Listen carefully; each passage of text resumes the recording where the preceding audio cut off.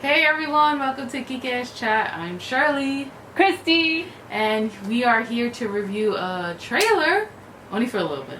And our main review is going to be Stranger Things Season 3 from Netflix. Yes, we are back and we're here to talk about some things that we like. Anyways, yes, I wanted to talk about Knives Out for a little bit. That trailer that just came out with Daniel Craig and Chris Evans, directed by and written by Rian Johnson. I don't know, I just want to talk about it because I think like mid-level budget films need a little bit more support because they're really like dying out in movie theaters.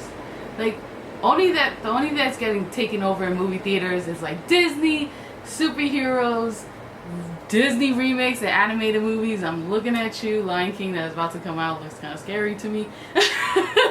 Yeah, the animation. What else? I said superheroes, right? Like it's like mostly Disney movies and Star Wars. Look, let me just say, all good. I like those. I'm a fan of those movies and stuff, and they're good. But to be honest, there also needs to be a difference between films, and you know, it's kind of sad how like the mid-budget films, which we used to love in the like 80s and 90s, are kind of like just, you know, going to mostly Netflix, which is fine, but you know, it's just kind of sad because some people still like going to the movie theaters, even though it's like really expensive. That's another thing. Oh yeah, that's right. And murder mysteries like Knives Out. Yes, murder mysteries. How often do you get murder mysteries? I'm so excited, man. I rented out Clue because of that. Exactly. So Clue's actually coming in the library. I have to go pick it up today. But yes, it's a murder mystery. Somebody killed the grandfather. It's his birthday, so now they have the whole family there. Chris Evans, Jamie Lee Curtis, John Johnson, I think. Don Johnson. He was from Miami Vice. I remember him. I didn't watch the show, but I remember. Toni Collette, Michael Shannon, like all these. Lakeith Stanfield and Daniel Craig played the detectives. Ana de Armas, who's like a new actress. I think she's Latina though, so that's kind of cool. Yeah, I think she plays a nurse or something. Yeah. But anyways, written and directed by Rian Johnson. I'll link the trailer below. I'm just so excited for murder mysteries, and I'm just excited. Like, I'm excited. November 27th. So. Right. And what was your favorite murder mystery? Oh, Ours yeah. was Scream. Yeah, Scream From the 90s and Clue. Hello. Clue. And pretty much almost any Alfred Hitchcock movie. Yeah. Yeah, if you have any murder mystery movies you like, write them down below. There's actually one on Netflix right now, but with Adam Sandler and Jennifer Aniston. Murder mystery. Yeah, it's actually called Murder Mystery. I checked it. I'm halfway through it. It's not bad, but you know, I think I just got excited, so I was like, oh my god, another one. What? So basically, yes. 2 thumbs up. Yes, so let's go to our main topic. It's Stranger Things, well, Season 3. Created by the Duffer Brothers, of course. It's on Netflix. 8 episodes, thank God. It's not like over 10 or something like that. It came out Independence Day, July 4th. I don't know why. People got shit to do. We had shit to do. But cool, but you know, it's on Netflix, so it's there. So we watched it the next day. So that's why our kind of review's a little later. Because a lot of shit happens in life, okay? Right. It is summer of 1985. I was about to say 1999. I don't know. It's summer of 1985, and the kids are just trying to be kids, having fun this summer, going to the pool.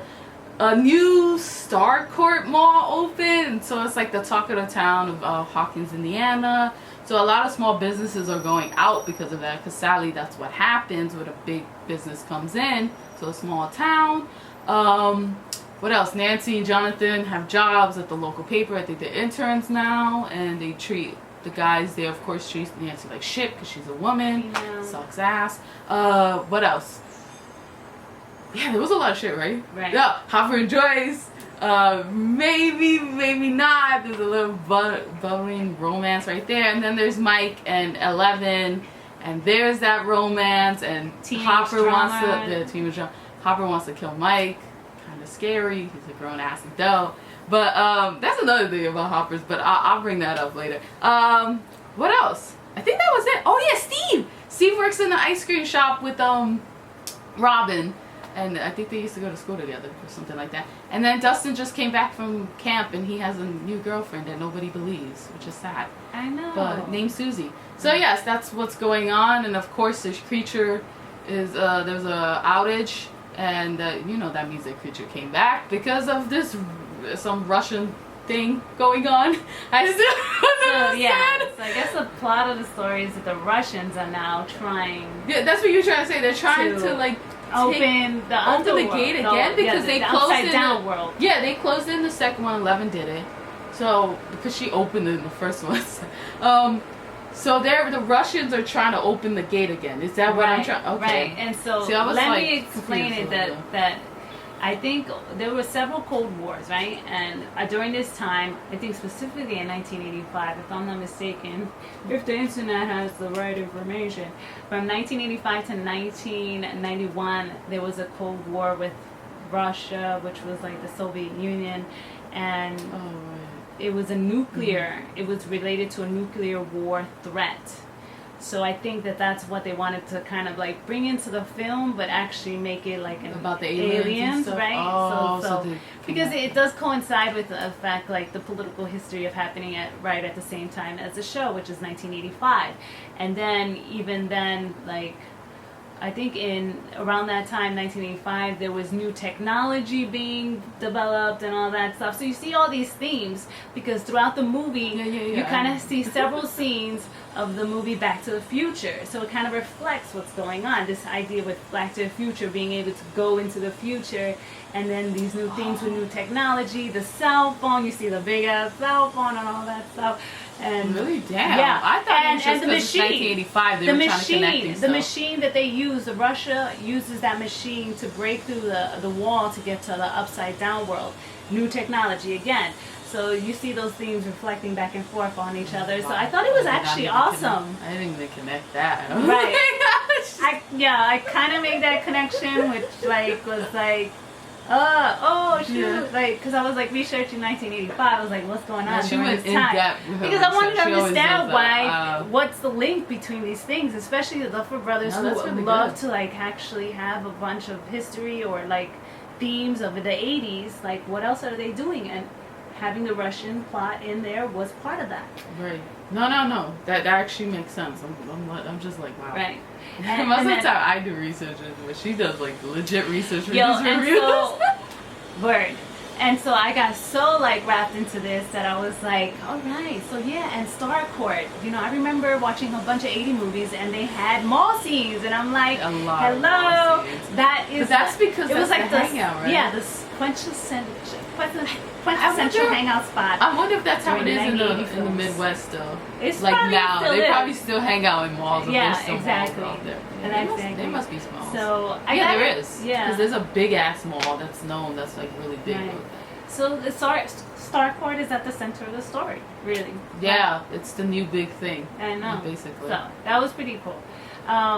It made me miss the mall a little bit. It did, like which is weird. We haven't been to a mall in such a long time.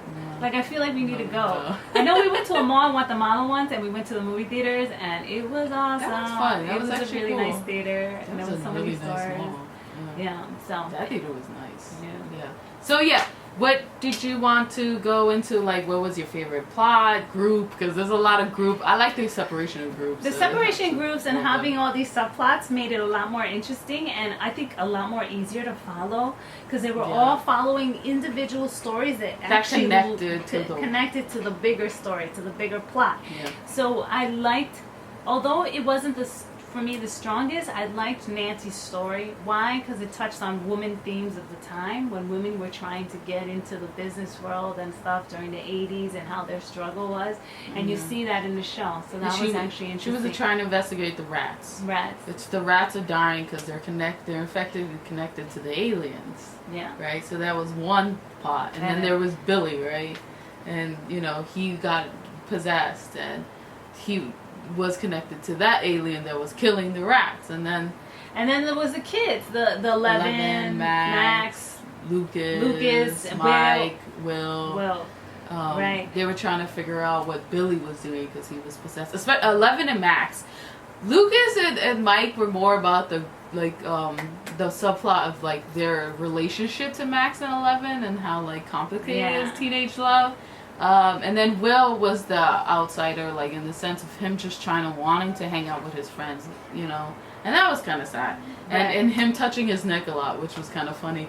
Like, because he senses, I guess, the connection between him and the alien because of season 2. So it was just like, he was like touching it. He's like, it's here. It's here. I was like, all these horror movies. You think that, does Will have powers now too? Like, what kind of powers? Just I guess sense of aliens. Spider sense. Spider sense. Spider tingle. Anyways. So, yeah, I like that they were exploring relationships, like teenage love, and how complicated it could be when you're first starting a relationship, and then at a young age. And then there's Joyce and Hopper, who, Joyce was just, you know, being the detective that she is. I love her. She's just bugged out. And she's like hardcore detective. Like, savvy detective. Yeah, like, let me research it. Her magnets are falling off her fridge, so she wants to find out what that is. And so it's like connected to the Russian soft plot as well. Yeah. So and so Hopper comes in and helps her out, of course, because he cares about her. And he's the cop, sheriff of the town. So yeah, and there's this whole government thing with the mayor of the town who let I keep on saying Russians. I don't know. I'm so sorry. I don't know their names. Did they even say what group they were? What Russian group they were? Yeah, what Russian group? What? But what were they? Part of the army. Were they the army? I the think government? the government. They were part of the government because in the beginning you see them dressed in like official military. Okay. Uniform. All right. Yeah, and so I think that was like a.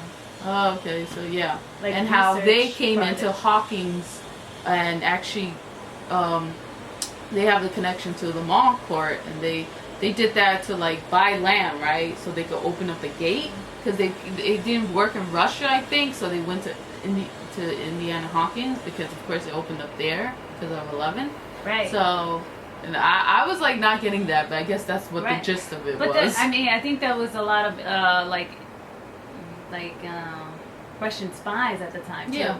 So it made sense. Yeah. Yeah, they're trying to link that to like. Some of the parts were slow in the sense of like the teenage stuff, even though it was cute and they're such good actors and the chemistry works with all these groups. I think the parts that really worked were like Dustin and Steve and Erica and Robin and stuff like that. And I liked Joyce and Hopper, but the thing is... Wait, before we move on from Hopper, I just want to say that the Joyce and Hopper bickering back and forth was okay in the beginning, but after a while it just got a little annoying. Hopper was weird. Hopper was like I don't know what completely they were doing with his domineering, character. even more so than in the last episode. I like Hopper, but it was just like, totally weird how they were... He was becoming someone really scary. The way they wrote him was just too domineering, kind of almost abusive. Not really, but like it was kind of like scary. It could have led to that if like it was like if he would. I get it. He has issues and the shit he went through problems. and but like I don't know. That was too much. I was like I don't know how to. But yes, Steve is funny. Erica's funny. Dustin's funny. Robin's funny. They're all cool. Yeah, they're all cool. They're connected by Dustin gets the signal from the Russian message, and so he takes it to Steve because Steve is his friend that wants to hang out with him, and so that's how they come in and like find out the Russian subplot as well, right? In the mall court because they work there. So that was kind of funny. It was kind of funny, and I think that having the characters characters you wouldn't even think to come together. Because Robin was totally always insulting Steve, and then Erica, who's very forthcoming and the way direct about how she feels about certain things. Smart with that. And then Dustin, very nerdy and all that stuff. Yeah. But then we discover that Erica is very nerdy and very smart as well. I actually really like the way they developed her character. I found it to be fun, and she even loves Pony. What?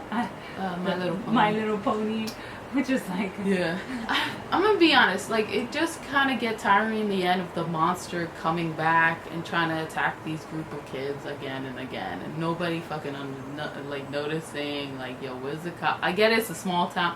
It was just repeat and repeat, and it's just it does get to you, and it's okay, we've been through this freaking 3 seasons. Like, can we just move on from this? So I don't know how season 4 is gonna be, because I'm coming to the point where I'm just kind of tired of the monster attacking the same Oh, group so of kids. I just think that we I don't should know. go into what I think the next season is going to be like, because you're right. It's like, okay, same thing over and over. It's like and the pieces, it's like rinse and repeat. Rinse Like, you and- get me? and- like, I'm not saying it didn't work. It was fun, and this season actually was a little bit better than season 2. But it comes to a point, like, what else are they gonna do to keep it on? and things were coming together a little too easily. Like Robin being able to speak 4 languages, so she can, how convenient! Like, she was she like, can yeah, I translate could the Russian translate message, a coded a lot message. of things were, good thing you brought that up, because a lot of things were convenient, and I was like, I get it. And I get it to move the plot forward, but it was just so too like, many. it was too many. And then so for me, I felt like they were like hinting at the 90s in the film. One with the Terminator 2, kind of like that guy, Russian right? henchman type guy. He looked Who was like fighting Hopper? he looked like He looked like the Terminator. he looked like the Arnold Terminator, Schwarzenegger. and the Terminator was made in 1991. So my thing, Are they moving to the 90s? I was thinking that they're gonna move to the 90s. I would make them 5 years older, and I would make them 21 years. And it made kind of sense, because then they're adults and they could beat this shit, kind of like an Int. Yeah, I can see that. The thing is, That's you my know theory. what? They need to move those kids along, because those kids are growing. A lot of voices were cracking in the show. Like, they're getting big. I think one of them's about to turn 18. Yeah, no, there is an 18-year-old. Already in the group? Yeah, there is an 18, Ooh. and there's a 21-year-old. I think Steve is 21. Oh, I meant the kids. Oh, the kid themselves. Well, yeah. I The know characters the themselves. teenagers are probably young adults, like in their 20s and stuff. Like, you could tell. But, like, the kids are getting there. Like, they're getting there, too. Like, it's growth spurt. Like, what are you going to do? You're growing up. You're becoming an adult. So, yeah, I think they do have to move the plot up. But I wonder if, like, people would like that, because now they're, like, becoming adults. Yeah, I mean, And, you know, people liked them when they were kids. yeah. And it kind of sucks. But I like the characters and the chemistry. Like, I think that's what works. I never thought just because they were kids it worked. I like them as kids too, but then again, it's like, They're growing. what's the next step? Move on. What's the Yeah. next story? Like, what the hell? Because how do you take it from there? You know, Mhm. it's right, rinse and repeat almost. Yeah. Right. So that's why I was thinking the 90s. Yeah. And it would be so cool. I grew up in the 90s. And late 80s. Anyways, yeah, But so if as you a have teenager. Netflix, check it out. If you want to get that 1 month subscription just to see it, Yeah. it was a fun season. And then again, there's other seasons, so you have to like check it. Right. But yeah, check it out. It's fun. Right, and the last thing I want to mention is that I think that you'll really enjoy the music in here. They had music from Madonna. They had Can't Fight This Feeling, Died in Your Arms Tonight. Oh, yeah, so some of the highlights from the movies, from the different songs from the 80s stuff. It was awesome. Check it out. Check it out. So peace. Peace. We out of here.